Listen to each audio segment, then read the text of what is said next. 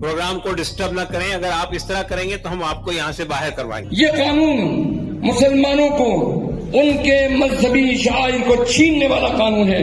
नमस्कार दोस्तों, वक्फ संशोधन कानून का मामला अब लगातार बढ़ता जा रहा है। मुसलमानों का विरोध भी बढ़ता जा रहा है। सुप्रीम कोर्ट ने फिलहाल इस मामले पर रोक लगाई हुई है, लेकिन तमाम मुस्लिम संगठन देश भर के जो हैं वो लगातार इसका विरोध कर रहे हैं। ये लागू ना किया जा सके, इसके लिए लगातार सरकार से मांग की जा रही है। दोस्तों, नए कानून के विरोध में all India Muslim personal law board ने दिल्ली में एक प्रदर्शन किया है। वक्फ बचाओ अभियान के तहत ताल कटोरा स्टेडियम में तहफ़्फ़ुज़-ए-औक़ाफ़ कारवां वक्फ की हिफाजत नाम से एक आयोजन किया गया। एक बहुत बड़ा आयोजन था।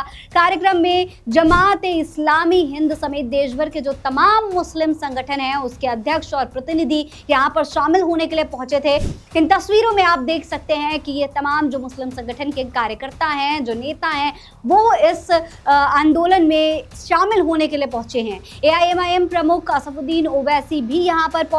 बैठक में वक्फ कानून के खिलाफ आगे की कानूनी लड़ाई लड़ने को लेकर भी काफी चर्चा हुई। ये पूरी बैठक काफी देर तक चली। हालांकि इस दौरान कई सारे ऐसे मामले, कई सारे ऐसे वीडियोस भी सामने आए। मोदी माशाल्लाह सऊदी अरब गए हैं तो वहां पर मोहम्मद बिन सलमान से या हबीबी बोल के मिलेंगे और भारत में आकर बोलेंगे कि इनको कपड़े देखकर पहचानो। आपको बता दूं कि ये वीडियो जो आप देख रहे हैं ये उसी कार्यक्रम की वीडियो है, लेकिन सबसे बड़ी बात यह है कि इस दौरान गोदी मीडिया यहाँ पर मौजूद थी।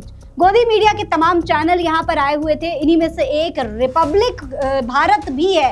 रिपब्लिक भारत को सभी जानते हैं कि गोदी मीडिया का टॉप चैनल की लिस्ट में ये आता है और इस चैनल के कई पत्रकार यहाँ पर शामिल थे। हालांकि पूरी कोशिश की जा रही थी कि किसी तरीके से इस प्रोग्राम को ख़राब किया जाए, प्रोग्राम में बाधा डाली जा सके। गोदी मीडिया अपनी हरकतों से बाज नहीं आ रहा था, लेकिन इस दौरान यहाँ पर मौजूद जो मुस्लिम संगठन के नेता थे, जो लोग थे, उन्होंने गोदी मीडिया को उनकी असलियत, उनकी जगह दिखा दी। साफ तौर पर गोदी मीडिया को चेतावनी देते हुए ये बात कह दी गई कि अगर यहाँ पर कार्यक्रम को ख़राब करने की कोशिश की गई तो उनको बाहर निकाल दिया जाएगा। कि मैं रिपब्लिक टीवी से गुजारिश करता हूं कि हमने कई बार आपसे गुजारिश की है कि आप पब्लिक से बात न करें, प्रोग्राम को डिस्टर्ब न करें। अगर आप इस तरह करेंगे तो हम आपको यहाँ से बाहर करवाएंगे। यानी कि तमाम लोगों के सामने, तमाम मीडिया के कैमरे के सामने रिपब्लिक भारत की खुलकर बेइज्जती कर दी गई। दोस्तों, इस वीडियो को अंसार इमरान ने शेयर किया है और लिखा है